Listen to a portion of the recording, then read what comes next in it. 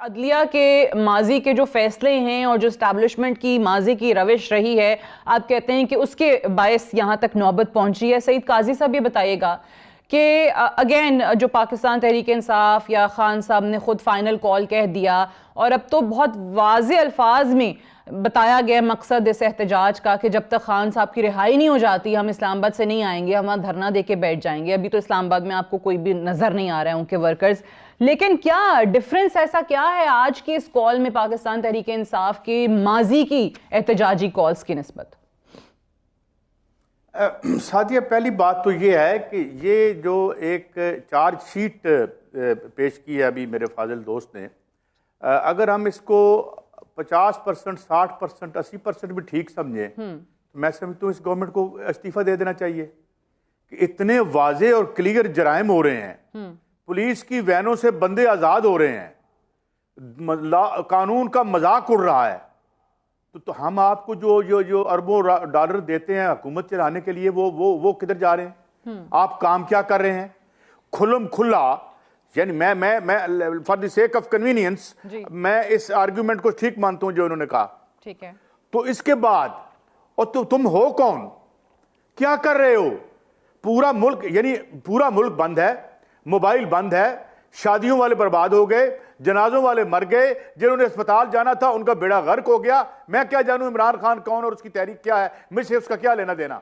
मैं तो ये कहूंगा कि ये हुकूमत जिसको मैं तकरीबन 18 बिलियन डॉलर देता हूं साल के, ये क्या छोले बेच रहे हैं कि सामने इमरान खान जुर्म करता है, उसके लोग जुर्म करते हैं और तुम उसे पकड़ नहीं सकते?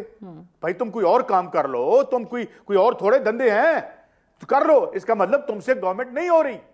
अगर एस्टेब्लिशमेंट ने किया था, खराबी की थी, या किसी और ने खराबी की थी, तुमसे ठीक नहीं हो पाता तो किसी उसको मौका दे दो जो ठीक कर ले। तुम तो खराब ही करे जा रहे हो। अच्छा, ये आज क्या है, एक मातम का समय है। मैं एक शादी में से शादियां होके आ रहा हूं और वहां पे मैंने आपके टीवी पे 4:30 बजे आपसे कमिट किया हुआ था और मैं पागलों की तरह नेट ढूंढ रहा था। ये हमारा हाशिर कर दिया इन्होंने। इतने नालायक हैं ये लोग। ये बिल्कुल ठीक कहा मेरे दोस्त आमिर इलियास राना ने, ये बिल्कुल नालायक हैं। एक मिनट इन्हें हुकूमत में नहीं रहना चाहिए। खुल्लम खुला यहां पे जो है वो आइन का मजाक उड़ा रहा है इमरान खान और उसके लोग मजाक उड़ा रहे हैं और इनको कख नहीं होता। जब जमहूरी की जिद्दोजहद है, लोगों के बच्चे को निकालना है, तो आपको सबको आना चाहिए ना। आपके बच्चे भी आए, सब आए तो ठीक बात है, आप लेके चलें। अगर लोगों को कफन पहनाने हैं तो आप सब भी कफन पहन के निकले ना। लेकिन एक तरफ कहते हैं हमारी हर जिद्दोजहद पुरअमन होती है, तो कफन कहां से आ गया?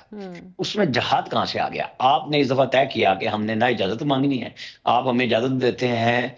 तो हमारे बहुत सारे दोस्त कहते हैं जी वो 40-40 सफात की वो पॉइंट्स की ना वो दे देते हैं डीसी इस्लामाबाद। तो मैंने कहा हमजा शफकात डीसी था इमरान खान का, जरा उस वक्त निकाल लें, यही 40 नुकात थे, कोई तब्दीली नहीं होती। ये हमें समझ नहीं आती सिर्फ कि आज हमें देखिए, लेकिन बात वही है ना कि जो आज हुकूमत में वो अपोजिशन में थे, अपोजिशन वाले हुकूमत में थे, लेकिन अवाम की मुश्किलात वहीं की वही रहती हैं। अब सईद काजी साहब, बात वही है कि एक कहते हैं कि जनाब हम सड़कों पे इसलिए आ रहे हैं कि हमने ना अपने लीडर को छुड़ाना है, हमने अडियाला जेल से उसको रिहा करा के जाना है, वो उनका अपना एक सियासी मकसद है। दूसरी तरफ हुकूमत कहती है हमने अपनी पावर जो है ना दिखानी है, हम इक्तदार में, हम इनको बताएंगे कि अब ऐसा नहीं हो सकता जैसे माजी में होता रहा है। तो ऐसे में जो अवाम है वो कहाँ जाए? अब जो आपका, जिसकी मैं इंट्रो में भी बात करी थी, जो दिहाड़ीदार तबका है वो तो बिल्कुल ही बेचारा पिस के रह गया ना। तो क्या ऐसे में किसी भी सियासी जमात के पास जो सुबह शाम राग अलापते हैं अवाम का, इतना ज़र्फ नहीं है कि अवाम की खातिर ही चलें, डायलॉग करके मामलात निपटा लें, किसी तरीके से मुज़ाकरात की तरफ चले जाएं? देखें, मैं एक आपको बात बताऊं। बात यह है कि मारूज में शायद इतने हालात खराब शायद ना हो जितना खौफ हुक्मरानों के ज़हन में है। ये मुझे ये समझ नहीं आती। मिसाल के तौर पे देखें, हमने सारी जिंदगी तहरीकें पढ़ी हैं और तहरीकों का हिस्सा तो नहीं रहे, ना बन सके, मगर हम जानते हैं ये क्या होता है।